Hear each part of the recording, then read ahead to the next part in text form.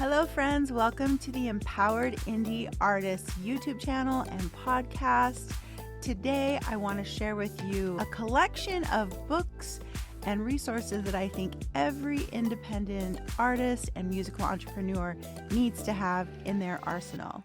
Let's check it out. First of all, I really love reading up about the music industry. I love figuring out the business side of music. And I don't know why, because I'm not like a bookworm. I'm not into math or figures, but something about it is really just fascinating to me how complex the system is. And so if you're one of those people that really gets into it, there's just so many great books that you can read about why royalties are paid the way they're paid and the history of songwriting and copyright. If you're interested in that, I have a couple of really great books I'll suggest. But if you're just like, I just can't figure out how to make money with music, then I really only just have a few that are absolutes that you have to have in your library today as a musical entrepreneur. Okay, first of all, we've got Ari Herstand. I don't know if you can see this. Um, this was his, I think, the first edition of his book, and he's now on the third edition. I have not upgraded yet. I need to, but I've kind of become more of a podcast consumer than wanting to buy another big, thick book.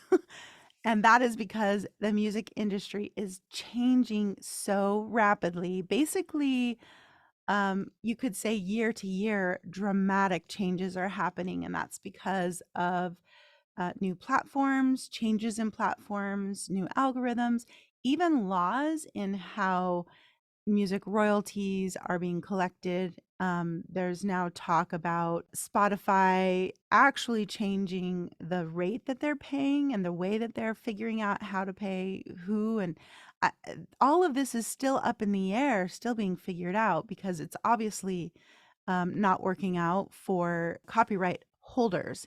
When they used to depend on sales, now they're dependent on streaming income. And when it's just, pennies on the dollar to what they used to make, it's obviously broken for songwriters and publishers, especially. So, anyway, this book that Ari put out, even this one that is, I don't know, I think about 10 years old, is just full of really great information. But I would definitely get his newest edition because it will be up to date with all things TikTok and how this is working for independent artists today. I will be linking to every one of these books that I'm recommending in the description below. I hope you'll check that out. The next book on my list is The Ultimate Guide to Music Publicity by Ariel Hyatt. If you know me and have followed or listened to my podcasts for any amount of time, you know that I'm just in love with Ariel. She's so generous with her information. She's been in the business of PR, which is press, that kind of thing for artists for since the 90s. That's when she started working in the music business. So someone who has been helping independent artists since the beginning of independent artist age is someone you really want to be paying attention to. And like I said, she's very generous with her information. This book, though, is, I think, an absolute must for any independent artist or musical entrepreneur, because what it is focusing on, what it's telling you to do or how to do is your own PR. And what that means is, instead of forking out thousands of dollars to a press company that may wield, zero results or 1% ROI if you're lucky, she's just telling you how to do it yourself. Now you might be like, well, I don't want to do it myself. I just want to pay someone. But if you go through the exercises that are in this book, you will be better prepared for a PR company. There's an entire section about building your artist hero story. And this is really coordinates perfectly with the developing your brand, which I make a big deal about all the time. And as a matter of fact, I have a free artist branding workbook in the description below. If you'll grab that, what this does is it helps you define who you are in a way that helps you stand out. So that you're not just another musician trying to make a living. You are actually able to pull people into your world because of your story and because of your look and your sound that all aligns with who you are. This is really the most critical thing that an independent artist or independent entrepreneur such as myself really have to do, because there is so much noise being thrown into our faces all day long, every day. And in order to cut through that, we have to be something different. We have to bring value to other people's lives. That's the only way to pull people into our world. So, this is my second highly, highly recommended book. Now, this book, the third recommendation, Artist Management for the Music Business, may not be one that you would find on the shelf if you were like, what are the books that artists need to have? Because it seems like it's targeted towards someone who wants to be an artist manager, right? But what do almost every single independent artist, what are they always asking in the very first stages of their career? Do I need a manager? How do I get a manager?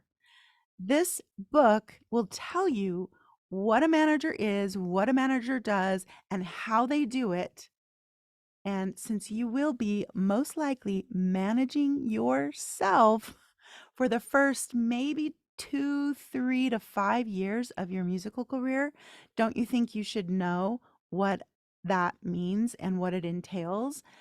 A lot of it is, complex, but I think the more you know about what a manager does, the more you'll understand how careful you need to be when you choose an artist manager for yourself.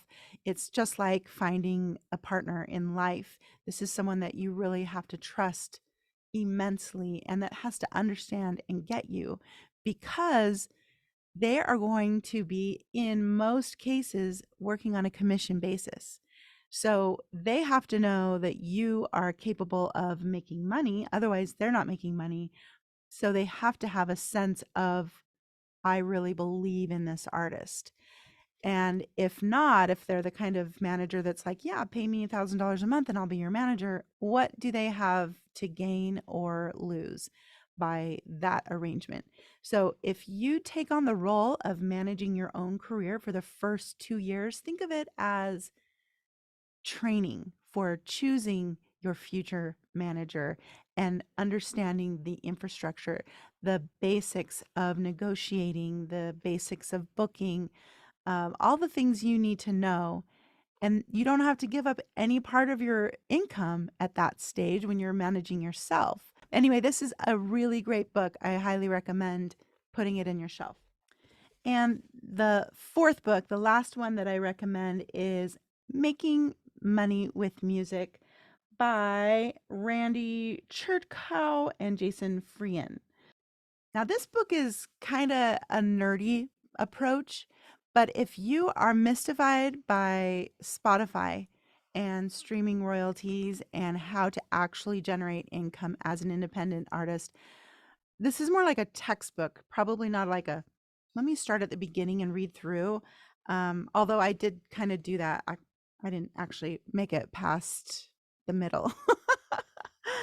Because I think it started getting into more of the marketing, and I think it was getting into stuff like merch. Anyway, a lot of stuff that I already kind of knew about and doesn't have anything to do with Spotify. I was really drawn to the streaming breakdown, how it is all calculated and how it's paid out. But there's a lot more in this. There's also information about branding and figuring out how to stand out in a crowd, being authentic and all that sort of stuff. So this is another really great book. I have a couple of others that I have. Actually, I have just tons and tons of books because I'm such a nerd about this stuff. But these are totally out of date. But this book, Music, Money, and Success, there's probably a new version of it out, and I will see if there is, and I'll link it in the description below. Jeffrey and Todd Brabec, they're twin brother lawyers that are just kind of legends in the music industry. They have written several books about the music business because from the lawyer side. And so this is totally out of date. There's just a lot of stuff that is not even applicable anymore. However, this does give the history of how songwriting royalties came to be, how the industry developed over time and became what it is, or at least what it was about 20 years ago. And I actually don't know what the year is on this. Yeah, so the most recent revision of this is 2004. And, so much has changed. That literally is 20 years ago. So much has changed in 20 years. So I will see if there's a more current updated version of this. But even that, if it's any older than 5 years, it's probably not worth getting unless you really want to dig into the history of songwriting and royalties and the music industry. And same with this one, start and run your own record label. It's much like it's by, I don't know how to say their name, Dale, Deanna Schwartz. Just like having a how to manage an artist book, how to be an artist manager, if you're like, I'm not interested in starting a record label, what you are doing as an independent artist is running your own record label. You don't have to do it with, the name and a logo and all of that, but why the heck not? If you are funding your music career, you absolutely should say, I'm running my own record label. You can even set up a business entity, an LLC or something, and make sure that you're keeping track of all of your expenses. You can write them off. I am not a tax attorney, but I'm telling you, you should visit with a tax attorney. If you're like, man, I spent $10,000 on my music last year, you can set up even just a sole proprietor and write these business expenses off. Plus, you'll find a lot more expenses that you can write off if you decide to go that route. Things like mileage on your car, office space, if there's an area in your home. Like I use almost my entire basement is my studio space. So I use it as a home office deduction in my taxes. You can absolutely do that kind of stuff if there's an area of the home that you're dedicating to recording, even if it's just demos, you've got equipment that you're buying, all of that stuff. You absolutely should be writing it off. That was a little bit of a tangent, but what I'm saying is, as a musical entrepreneur, you are absolutely running a music business, and you may as well call it a label if you are funding it to releasing music as an independent artist. This is very out of date. It's the third edition, but 2009. And again, I'll see if there's a more recent version of this, but it's probably going to be 60% still valid, and the rest will not be valid. The biggest change is that people are not buying CDs hardly at all, right? I mean, there's some demographics, there's some fan bases that are really interested in having physical product, even vinyl, which I think probably by the printing of this book, that had not come to be cool again. Maybe it was by 2009. It seemed like it was about the mid 2000s where people were like, ooh, vinyl. But certainly not in this one, in the 2004. I don't think that the vinyl craze had started back up. So anyway, you can certainly see what it looks like to be a record label and to run your own record label. And who knows, you may find that you love that aspect of it. And if you want, you can pick up other artists and start generating other income from other artists. And you can be the record label that you wish every independent artist had, which is ethical and letting the artist be creative and do what they want, and yet still support them in their pursuits. We need really great independent record labels. There are some, but you can start your own. That's it. I hope that was helpful. And again, I hope you'll grab the Artist Branding Workbook. It's totally free. It's transformative. It helps you decide, who am I? What do I want people to feel and know about me? What do I want them to experience when they listen to my music or when they just scroll my Instagram page? It really helps you fine-tune who you are, and I hope you'll take advantage of it. Until next time, have a great one. See ya.